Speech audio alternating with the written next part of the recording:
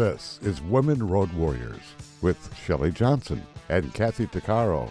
If you drive long haul, short haul, or heavy haul, they're here to empower and inspire women in the trades on tncradio.live. So gear down, sit back, and enjoy. You're listening to another great episode of Women Road Warriors with Kathy Tuccaro and Shelley Johnson. I'm Shelley. And I'm Kathy. Our show is about inspiring women to achieve all of their dreams in spite of the obstacles. Today we have Joyce Fields. She's the author of 10 books. She's quite a pioneer. Oh my goodness. Joyce is a relationship expert who has written books to inspire people. Some of her titles include Mother's Dozen, an easy recipe for raising great kids, as well as the best way to keep a man is to let him go. I love that title. That's great. Joyce, I was looking at your bio. You have certainly done a lot of things during the course of your career and encountered a lot of challenges, I'm sure, too. Why don't you tell our listeners how you've evolved and some of the challenges you've encountered? Well, and thanks for having me, ladies. Yes, thank you for being on the show. I'm excited because you've got some really great stuff to talk about. Well, let's see, I was born in 1944. I'm 77 years old. And I started reading when I was 5 or 6. That is what started me on my journey. I didn't know it then, obviously. At 5 or 6, I was sitting at the breakfast table. I remember that. With the cereal box in front of me, and I would read every single word written on it, front, back, top, bottom, sides, every word written, and while I'm eating my cereal. And I used to read matchbook covers. I would read anything that had words on it. And I still am a slow reader. I never took speed reading or anything, but reading, the love of reading is what taught me how to write. I didn't realize it, but God, the supreme being, whatever you call your higher power, was preparing me for becoming an author. I had no idea. So then I went on to I went to the High School of Commerce, which was one of 2 very prestigious high schools in Detroit, Michigan. And it was for females. We did have a few boys in the school, our graduating class, but I went into stenography. Okay. So now I'm a trained stenographer, and which is a dead profession now because no longer, I don't think that shorthand is taught any longer. Yeah. Even while I used to supervise the word processing center at Detroit Edison. And even while I was there, I could see shorthand dying out because we had machine dictation. Right. There was no longer a need for, usually it was a female to be getting dictation from a male and transcribing it. And so I'm saying all that to say I wrote my first book in 1997. I'm the oldest of 7 kids, and we all get along fabulously. There never has been any sibling rivalry in our family. So I wanted to capture the way that our parents raised us. And we just adore each other, even to this day. I still talk to my siblings at least once every 7 to 10 days. And we've been in California now. I was born in Detroit, Michigan. So we've been out here in California for almost 20 years. And the reason why we moved here is because of our grandchildren. I had helped to raise the ones who lived in Detroit. So I wanted to move to California to give the ones here memories. And so going back to when I wrote the book, I had already finished the manuscript. And my husband and I have been together since we were 13 years old, 64 years. And Wow. so That's unbelievable. Yeah, to me too. That's great. And so he adored my parents and my brother. I have one brother who passed away in 2013. He had lung cancer.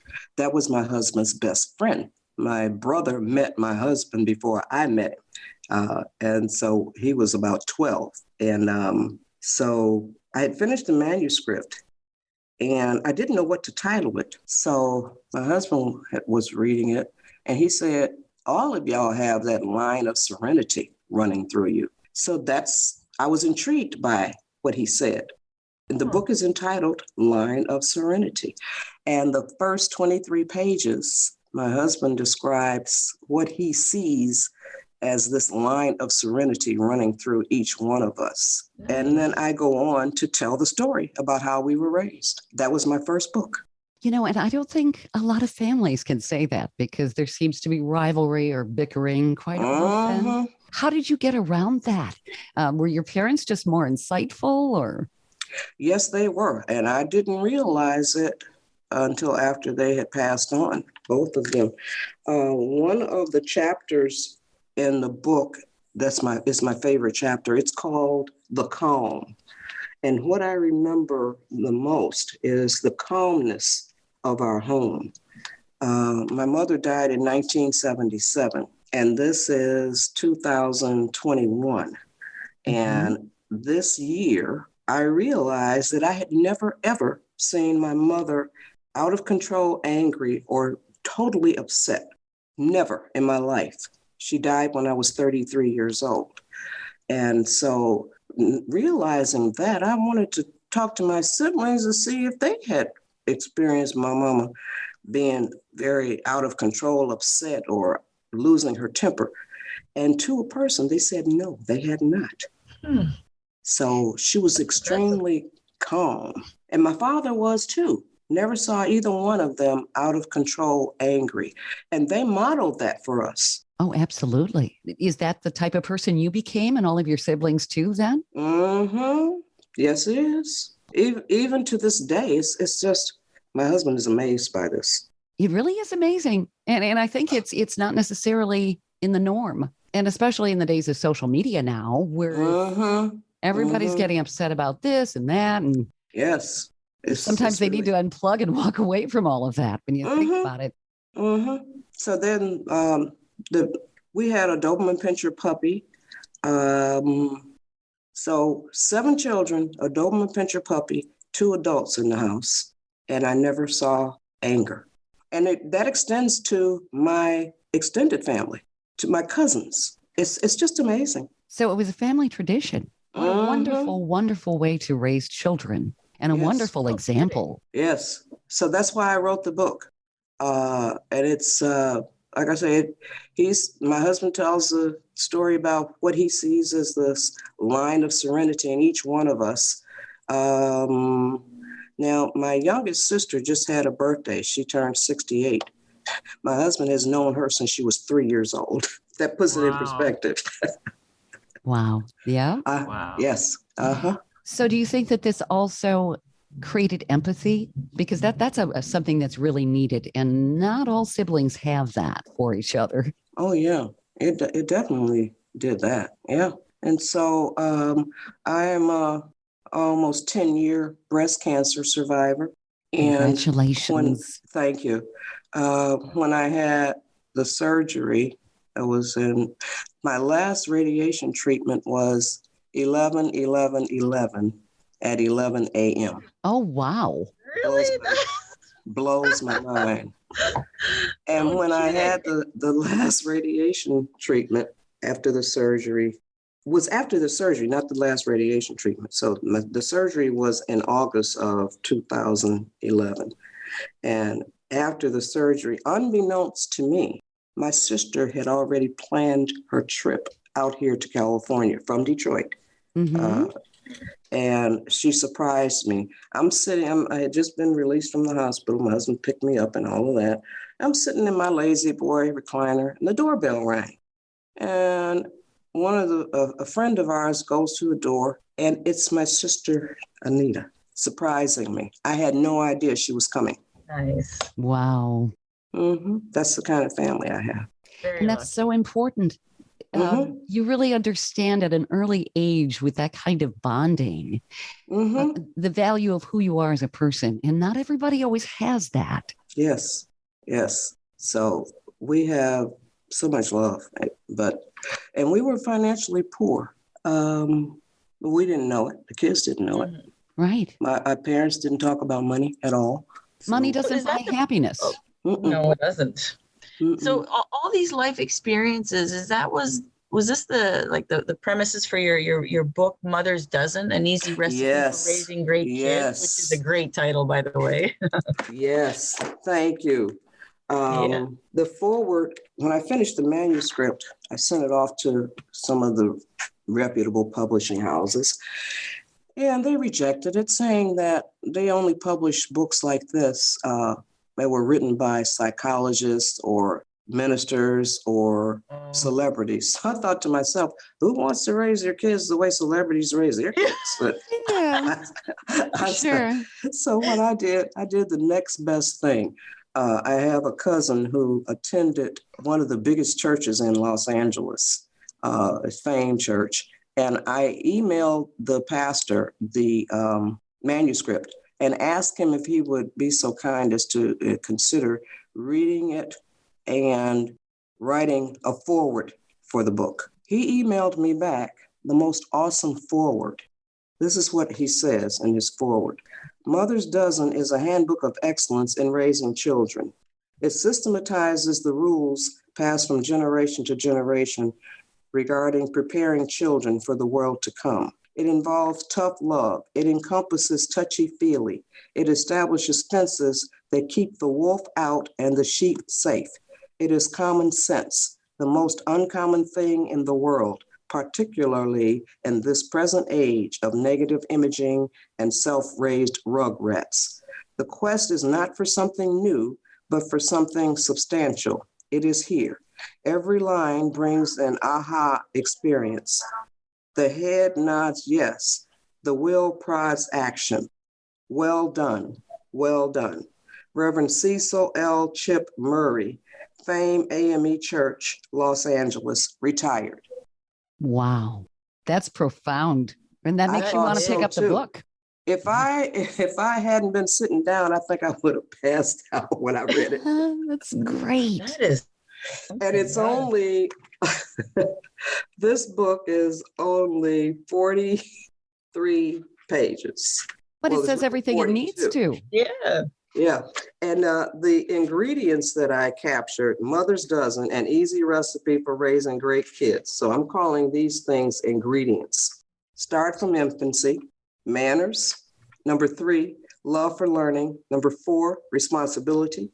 Number 5, rules, order, and organization. Number 6, independence. Number 7, spirituality, a higher power. Number 8, affection. Number 9, discipline, self-control. Number 10, feed interest. Number 11, obedience. Number 12, patience. So that's the 12 ingredients. People I'm buying always your ask book me- right right now. People always you go. ask me, Yeah. how do you teach a child patience? Yeah. You teach them to wait. You know, mothers nowadays want to hurry up and give kids stuff. Don't do that. Teach them to be patient. You tell them, if you wait 10 minutes, I'll give you a cookie. Then you time yourself. Then 10 minutes, get the child a cookie. Then you tell them, if you wait a half an hour, you stretch it out. Right. So they wait longer and longer. Now, when we were little, we used to ask my daddy for a nickel, and that was a lot of money back then.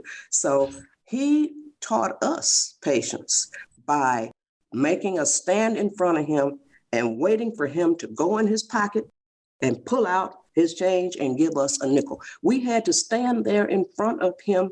We couldn't grimace, we couldn't hem and haw, we couldn't do anything.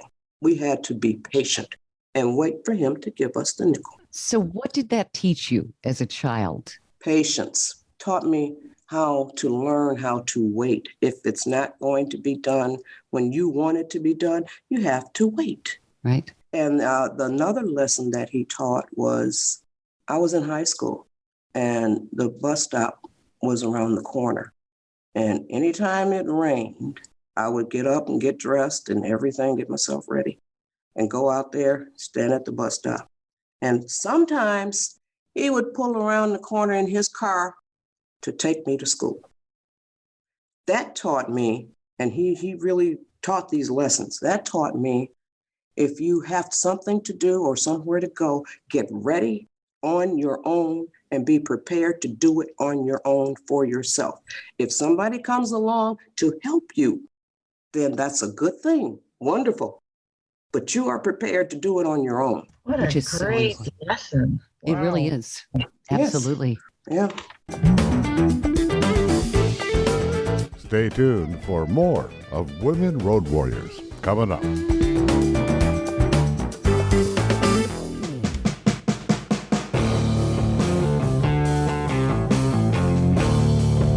TNCRadio.live is proud to carry the Steve Summers Overnight Drive Show.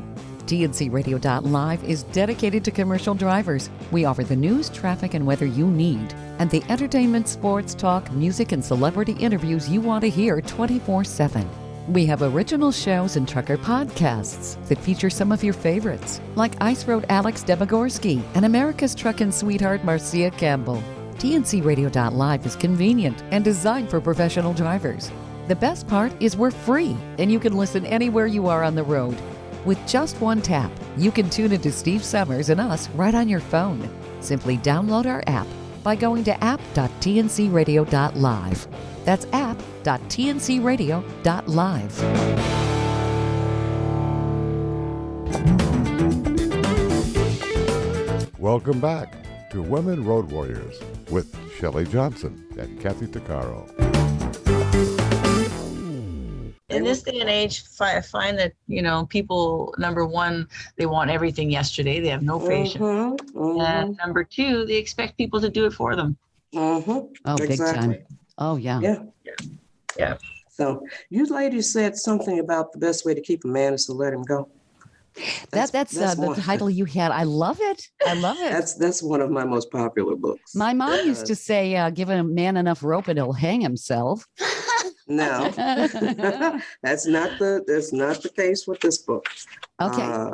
This book tells ladies how to keep a relationship healthy and happy. Okay. The introduction for this book, I wrote the introduction. The best way to keep a man is to let him go. My late mother-in-law told me that in 1959 when I was 15 years old. At that time, her son, Frederick, everybody calls him Pap, was my boyfriend. I let him go, and on March 31st, 2008, we celebrated 51 years of being together. Then, June 3rd, 2008, we celebrated our 41st wedding anniversary. While my mother-in-law put it into words, I watched my mother put it into action. She let my father go, and they were happily married for almost 35 years until his death in 1974. Let him go doesn't mean don't care. It means be secure enough within yourself that you don't freak out if he's not with you and you don't know exactly where he is. Let him go means don't try to control where he can go or what time he must leave or return. Let him go means don't try to control him, period. Let him go means don't try so hard to change him. After you have paid your dues, you may tread lightly in this area. But be careful. It's not what you say, it's how you say it. It's not what you do, it's how you do it. In addition to letting him go, I have observed the need for and used other philosophies and behaviors to help keep me and my man in a warm, loving, and peaceful relationship. My thinking was, he may go, but he'll always come home if I make coming home worth it. But what kinds of things can I do to make it worth coming home? Well, then it goes into the book. The chapters are modify the way you think, observe and learn your man, be willing and ready to pay your dues, fantasy versus reality. That's a real big one, I think. The females, we have been handed a whole line of crap. This stuff about a knight in shining armor, and he arrives on his white horse, and he's suave and gracious and cool, and all of that stuff. That's BS. Baloney. No, Yeah. sure. Right. I said BS. Right. It's bologna sausage for sure. You got to break out of that stuff, girls. Well, do you think that's what it is? People are living in a fairy tale world. And I mean, Heck especially yeah. with social media, you look on Facebook and Yes. everybody's having this beautiful life because they never take Yes. bad pictures. That's true. It is. Then the next chapter is learn how to fight. They don't even know how to fight. They don't know how to argue. Is there a proper way to argue? Yes. Tell me. Okay. Yeah. All right. Okay. I'm curious. In a heated, let's see. I'm trying to think of your words. Okay, buddy. Okay. The first couple of paragraphs in this chapter, learn how to fight. There are arguments and then there are heated discussions or debates. In an argument, usually someone is trying to win. Maybe both parties are trying to win. In the process of trying to win, words can become dangerous weapons. A person can say mean and ugly things and later be sorry, but it can be too late to be sorry. In a heated discussion or debate, each person is sharing his or her point of view, feelings, observations, experiences, opinions. The goal is mutual understanding, or if that can't be reached, agreeing to disagree. But winning is not an issue. When you have a disagreement, choose your words and actions wisely. One word, phrase, or action can lead to another. Then before you know it, the situation has escalated and you're headed for separation or divorce. Now that's just a couple of the chapters there. Don't try to win. Share your opinion. That's the next wonderful. chapter, the next chapter, remember that you have faults too. I've never heard a woman talk about the fact that her man has to put up with her faults. You think women don't have faults? Well, when you think about it, they get on the phone with their girlfriend. They're Thank you. talking about their man. That's right. And they want to have somebody commiserate with them, essentially. You'll love another chapter. I'm going to point that out to you when I get there. Nothing is too precious for him. Some women have homes where their husband, boyfriend, whatever, can't sit in and relax in that room. It's off limits. So think about that. Think before you speak. Always be a lady. In the next chapter, if he has children, accept and treat them as your own. The next chapter, this is the one that I'm talking about. Don't take man advice from a woman who has no man. That blows my mind. I love that. Will listen to other women. And oh my God, it's just absolutely amazing to me. They'll listen to women who don't have a husband or boyfriend, or if they do have one, they talk about him like a dog to them. And then they'll go and follow that advice that whoever, it just blows my mind. Okay. Look good 99% of the time. I like looking like eye candy. For me too. I like sexiness. I like parading around the house. I don't go outside in my short stuff. I still wear it. I'm a size 8. I still wear short stuff, tight stuff. When my grandkids were 15 and 13, I told them, and now they're 39 and 37. I told them I'd still be wearing them short and tight when I'm 80. I'm keeping that promise. There you go. Good. Yes. Self-care is important. Yes, it is. Very important. Yes. Now here's the chapter that'll really rock your socks. Don't use sex as a weapon. Women use sex to punish men. It's so obscene. Yeah, you're right. Making them go sleep on the couch and no way. Is it because some women think that that's their only power somehow? I think it's a huge part of it. They think that that's their only power. They don't use their mind.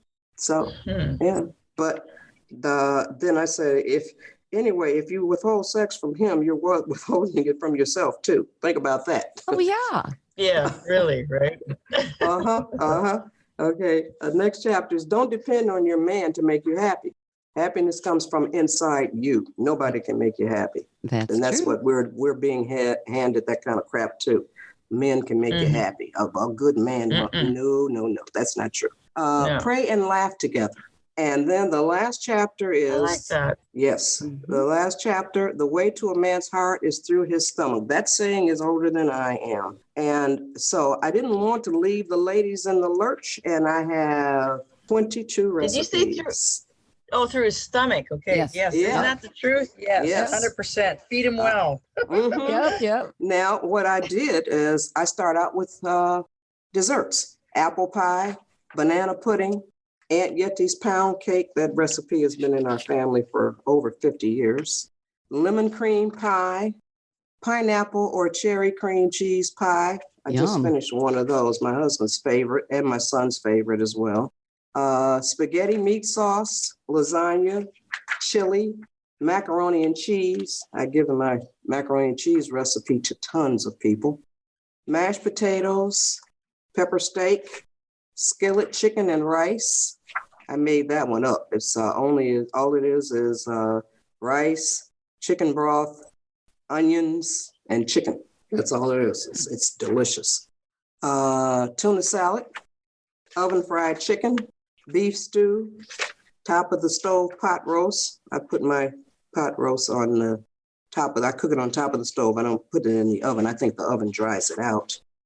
Meatloaf, chicken and dressing, dry beans or peas with smoked turkey, greens or cabbage with smoked turkey. And the last recipe is sauteed cabbage, which I love. And it's only 64 pages, which includes 22 recipes. Wow. You're making me hungry. Yeah, God bless me with the talent for being succinct. But you know that's good because people don't have a lot of time, and who wants to wade through 400 pages or something? I don't like those long books, so these books are true to the website. You can get them all at goodshortbooks.com, and that's the website's name is goodshortbooks.com. They're good and they're short. That works. Mm-hmm. Stay tuned for more of Women Road Warriors coming up.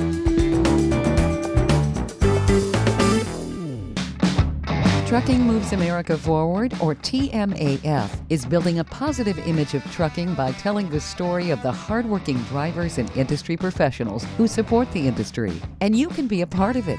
Learn more about TMAF and how you can join and be a part of the industry movement working to build a strong image of trucking by visiting TMAF's website at truckingmovesamerica.com. You can also follow us on Facebook, Twitter, Instagram, and our latest channel, TikTok. Welcome back to Women Road Warriors with Shelley Johnson and Kathy Tuccaro. So what kind of tips, Joyce, do you have for the ladies who are out on the road and they're trying to keep a marriage together and make sure that their kids turn out okay, but they're gone for maybe weeks at a time, depending? How do they do all of this? Because I'm sure that they go through a lot of, I'm just not doing right by my family. And it's probably pretty easy to get on the phone and start bickering. How do they conquer all of that? By being patient and tolerant and think kindness. So when they are on the phone with the kids, get into the heads of their children. Find out where they are with your absence. Really delve into how your absence makes them feel. And you may end up having to change jobs. But if it's very traumatic for them, if it's too much to handle, you have to get inside the heads of your children. Does that make sense? Oh, absolutely. Yeah, it does. Yeah. So you have to find out where they are with what you're doing. And you really should have found out before you even went on that job. So I hope that some of them did find out how that would impact and affect their children.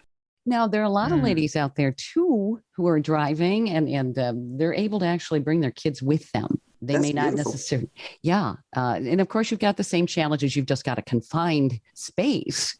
Do you have any suggestions to how to get along? Because I'm sure that there's some days where it's like, They have to establish rules of order when they are in the cab of the truck. They have to establish rules of order and understand why these are the rules. If you have people who understand why these rules are set up, then explain that to them. Children are smart, but don't allow. Talk to them like Sorry, talk to them as adults would, like as an adult, not as talking down to children and not explaining things, right? It's not even so much as talking to them as an adult. It's just talking to them as somebody who's got some sense. Right? Yeah. Yes. Yeah. So just tell them, now here are the rules. Now we have got to, we can't have the windows down if the air conditioner is going. We can only have the windows down if we don't have the air conditioner on. That's something simple. The radio cannot be blasting. It has to be at this level. You can't throw stuff out the window. We have a garbage bag. We have a trash bag in here. You can't talk over when somebody else is talking. You really have to teach them the same rules that you would have in the house, that you have in your truck. Sure. But they have to be told the rules and have to follow them.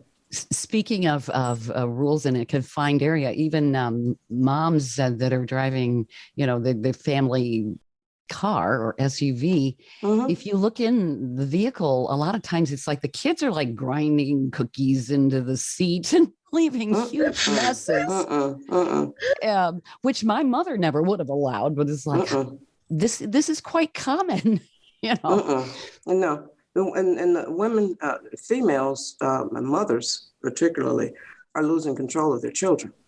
And that's why I wrote Mother's Dozen in 2003. And I wrote that book because I saw so many mothers being held hostage by the tempers of their toddlers. Yeah. Oh, it just blew my mind. How did that happen? I don't know.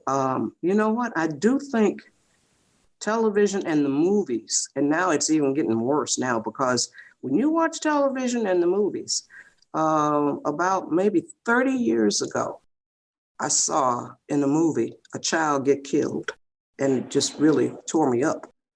Then I said to my husband, it's not going to be long before it's going to be commonplace for children to be killed. So it starts in the movies and in television. Yeah. That is how they condition us to be prepared for whatever is going to be coming. Now I'm seeing kids hitting their parents back. Yeah. I'm seeing kids being totally disrespectful to their mothers and fathers. It's just, it just blows my mind. And so I think that what we see, and you see when we were coming up, as I said, I'm 77 years old. When we were coming up, we didn't even see a man and his wife in the bed together. No, they had twin beds. Yes, they did. Mm-hmm. So and then it evolved. Then they showed us the husband and wife in bed together. But here's the thing. Now, when they have love scenes now, and see, in my day, when they went into the bedroom, they closed the door. That was a signal to us telling us it's none of your business. Right. Yeah. What's going on in there now. Use your imagination. So nowadays, they show everything. I mean, they show oral sex, they show anal sex, they show everything. Yeah. And that is what is wrong. These young people nowadays, and not even so young, are trying to copy what they're seeing on the screen. There's no personal thing to it. You're trying to copy something that you saw. So that it just takes all the love and warmth out of. And I think that the way that sex is depicted, it makes it look horrible. Yeah. Like they go into the elevator and he's grinding on her and kissing her. He's kissing her so hard it makes my face hurt. Yeah. Yeah, so it just makes sex look so ugly. Yeah. The way that they do it nowadays. Yeah, I mean, what do you think about it? There's a lot of what they call hookups. There's really not a lot of dating in many cases. It's just to get together and do it and call it even and see you later. Yeah. And there's a price to pay. There's going to be a price to pay for this later on down the road. I don't know if I'll still be here, but there's going to be a price to pay. Yeah, I know that there was a survey done a few years back, and a lot of college students said the women were basically giving up sex on a hookup, hoping that the guy might want to date them. And, oh, my God. Yeah. Which I'm sorry, I don't see that as progress. It's like we have more value than sex. Hello. Oh my Yeah. goodness. Yeah. So, Well, again, think about the movies, think about television. yep. Isn't it? That's the way it trivializes it, makes it look like it's not even valuable. What are your thoughts on that, Kathy? I'm right along with you, 100%. Just it turns it so that it's ugly. It's not. They lose the beauty, the preciousness. Because me personally, I believe love is a gift, and it should be cherished and given to those who are deserving. And I mean, deserving in a way that it's special, and you don't just hand it out to any Joe Bull that comes along, right? Yeah. And it's also self-respect, and it's how you value yourself, right? Yes. And if you're just gonna, throw it out like candy, well, it totally loses beauty. And that was well said. Well, it's true. God, I believe that God gives us this precious inner jewel, and you don't want to just give it to people who are going to disrespect, degrade, demoralize, turn it into a negative thing when it's so beautiful. And when you give that to someone who's thinking along the same lines, well, then together it becomes such a powerful tool that it spreads like a ripple of water that everybody around feels that. And I think your relationship with your husband of lasting for what would you say 64 years is absolutely what do you call it? Monumental. It shows the word. Monumental in the fact that it shows people this is what true love is. Yes. Yeah. And it's precious. It requires patience and tolerance, and especially on the part of the woman. And that's why I say in the book, 80% of the success of a relationship rests on the shoulders of the female, of the woman. That's what I have observed in my 64-year relationship. Yeah. I've cried a lot of tears. I've cried a lot of tears, but it's all been worth it. Yeah. You got to pay your dues. Yeah, there are going to be obstacles, certainly. Yes. I think the first book you wrote, that should be a blueprint for everyone. I mean, you had all the chapter titles there. Wouldn't it be nice if everybody read that book in the world? Yeah. How would we be when we wake up in the morning? Wouldn't it be? Well, one of the Amazon reviewers for the Golden Rule. I have a book called The Limitless Golden Rule, 21 Ways to Use the Golden Rule in Your Life. I was raised on the Golden Rule. We were raised on the Golden Rule. My entire family, all my cousins were raised on the Golden Rule. Yeah. And so when I wrote this book, my granddaughter asked me, what is the Golden Rule? It just really threw me for a loop because I had raised them with the Golden Rule, and I wrote this one in 2015. And I was getting ready to say that to tell you something about whatever the question was that you had. Sometimes I'm losing my thoughts while I'm thinking. So, well, just how these philosophies would change the way the world gets along. Yes. The Golden Rule really will make the world a better place if we use it.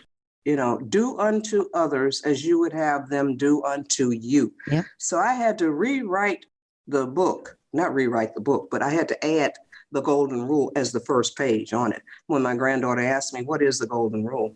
But that's the way I raised them with it. But I didn't actually explicitly say what the rule stated.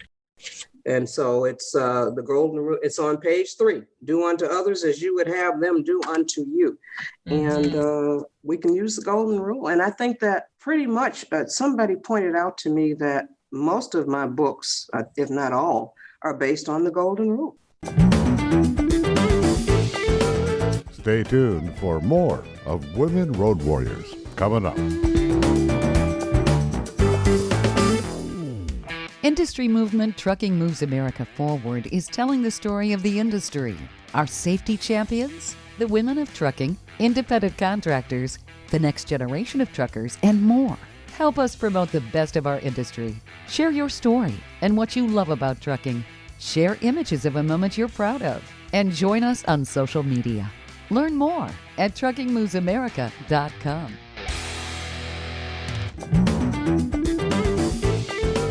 Welcome back to Women Road Warriors with Shelley Johnson and Kathy Tuccaro. Have any of your readers reached out to you and said, wow, this made a huge difference? Oh yeah, you can check the reviews. For the Golden Rule, this one reviewer said, wonderfully written, something everyone should read. Nice. Yeah, Nice. and go to the reviews and then one of the reviews for The Best Way to Keep a Man is to Let Him Go. This is a recent one. She said that she bought the book for her friend and herself, and that they're getting a lot out of it. Excuse me. And she says that I am real and that my advice is really good. So they think that this is going to help their relationships. Well, and that's why I wrote it. You're putting common sense down succinctly. A lot of the elements you're talking about, I was raised with, not all of them, but certainly it makes so much sense. And when you think about it, decades and decades ago, people stayed together, not always happily, but they did. And I think it's too easy today to say, to heck with you, I'll move on. Yes. Yeah. But then you think that you're going to move on to better. Right. Yeah. Sometimes you move on to worse, and sometimes you move on to nothing. You have to cultivate your relationship. You have to teach your man how you want to be treated. You should have done that before you got married or before you consented to live together. But you have to teach people how to treat you. You have to tell somebody that I don't like this. I don't like that. I don't like it when you say this.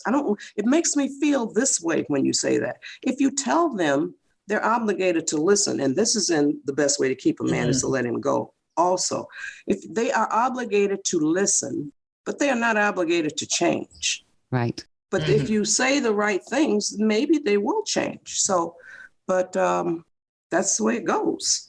And of course, you do run into people who are just plain abusive. So. Oh, yes. But there are usually signals. A lot of women don't. I believe in signs. So if he hits you the first time, that's a sign that he will hit you again. Oh, yeah. Sure it is. Yeah. Yeah. So don't say, oh, he didn't mean it. Okay, well, I'm going to break your jaw or kill you. So, but don't even allow that kind of abuse. That's right. What you tolerate, what will continue. Yes, exactly. But see, a lot of females have gone through very traumatic stuff in their lives. So, and they are willing to accept bad treatment. I don't know how else to say it. So, but because of, it all goes back to the way we were raised. Yep. And if you sit down and talk to your man, you can find out a lot. And then watch him when he's around his family. Watch him when he's around his friends, especially if you're talking about marrying him. So just be careful. My mother always told me that, like growing up, when we were like teenagers and having our first boyfriends, she says, watch how they treat the elderly, watch how they treat the handicapped, watch how they treat anybody and other people. And she says, you will see how he will treat you by the way he treats other people. Yeah. And then she also had said, another word of wisdom was that you really want to get to know a man, break up with him. Then you'll see how he really is. And then if he still treats you nice afterwards, then you just go back with him, right? Just to see how, right? But yeah. My dad also said, see how he treats his mother. Oh, yes. Yes. That's right. So now in Mother's Dozen, an easy recipe for raising great kids, the last page is, what makes my son so great? Here are the things that I say about him. He's 51 years old now, and he has his way of putting me in my place when I get into his business. As his mother, I always tell him, I'm always going to have something to say about what you do. So he was raised to disagree with us respectfully. So right now, he's 51, and when he disagrees with whatever, he'll say, it tickles me the way he disagrees with me. He'll say, "Ma, I'm big now." That's great. It just tickles me so. And I even laugh when he tells You me can that. take a hint. You're like, okay. Yeah, so, but he's just, I admire my own child. So here are the things here. He is always mannerable. He is very polite and respectful, especially with his elders. He loves to learn and experiments with new approaches in order to learn more. He is a responsible person and does not expect others to pay for his mistakes or wrong choices. He suffers negative consequences with dignity. He consciously lives his life with rules, order, and organization, thereby minimizing tension, stress, anger, conflict, and confusion. He is independent and seldom borrows or asks for assistance. He is exceedingly spiritual with a powerful belief in God. He regularly vocalizes his awareness of and thankfulness for his many blessings. He enjoys giving and receiving hugs and kisses. He usually takes care of musts before shoulds, needs before wants, and business before pleasure. He demonstrates that he can effectively follow rules, instructions when appropriate. He is patient, seldom loses his temper, and uses time wisely. He has a truckload of family members and friends who love, admire, and respect him, and often seek his opinion or point of view. And that includes me, his own mother. That's it. That's my son. There are going to be ladies lining up saying, where do I find a guy like that? Oh, no. Yep. And that's what I did. I raised him with those ingredients. I taught him from infancy. We didn't turn the radio down or the TV down or anything. He had to get used to the way we lived. We were not going to adjust our lives for him. I was kind of raised that way too. Yep. Yes. Yes. You know, and I never put locks on my kitchen cabinets or anything. I just popped that hand a couple of times and he learned. Yeah. That's not yours. That's right. And I did empty out one of my cabinets at the bottom so he could go in and play. Yep. I think Mom did that too. Yep. With some old pots and pans if I wanted to hang them around on the floor or something. But yeah. But that's another thing too. In our home, the calm was one thing, but we never had to look for anything. Out of, 9 people, we never had to look for anything. Because when you used it, you had to put it back where it went. Because you did not want 8 people hollering and screaming mad at you because you didn't put it back where it was, where it went. So even to this day, order and organization, it makes life easier. So your siblings actually kept you accountable too. Yes, most definitely. And the way that we did it was as each child was born, we conditioned and socialized the child to live in our house. Makes sense.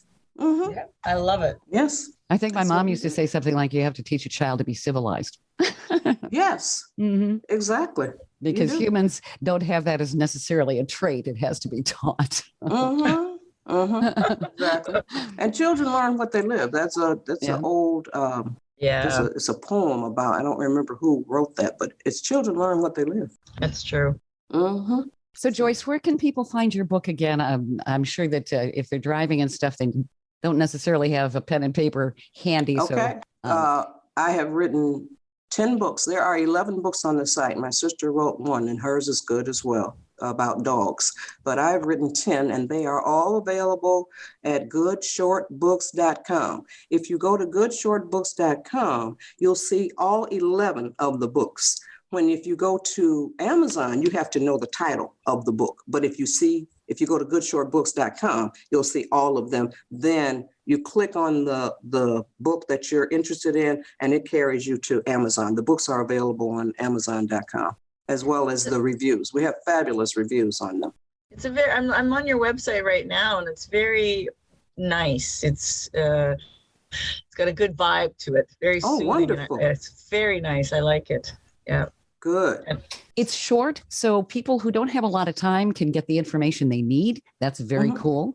And it sounds like even if somebody maybe didn't start out doing what you're suggesting, you're giving them a step-by-step approach on how to make the changes. Yes, you can change anything. You certainly can. Yes. A lot of people will say that's not true, but that's just because they don't want to try. Exactly. That is exactly. But not only that, you can change everything, but everything changes. Nothing stays the same. Either you're growing or you're dying. That's correct. Well, this has been a wonderful interview. My goodness, we've been chatting with Joyce Fields. She is an authority on so many wonderful things here, and she's got some real life points and pointers that can help women in their relationships, raising their kids, you name it. She's the author of 10 books, so you definitely want to check that out. I just have been really enjoying talking with you, Joyce. Oh, thank you. Thank you very much. I've enjoyed talking with you too, ladies. Thank you for being on the show. You've been listening to another great episode of Women Road Warriors with Kathy Tuccaro and Shelley Johnson. I'm Shelley. And I'm Kathy. Definitely check out another episode, and we'll have this one on podcast too, so don't miss it. You're listening to tncradio.live. You've been listening to Women Road Warriors with Shelley Johnson and Kathy Tuccaro. If you want to be a guest on the show or have a topic or feedback, email us at info@tncradio.live.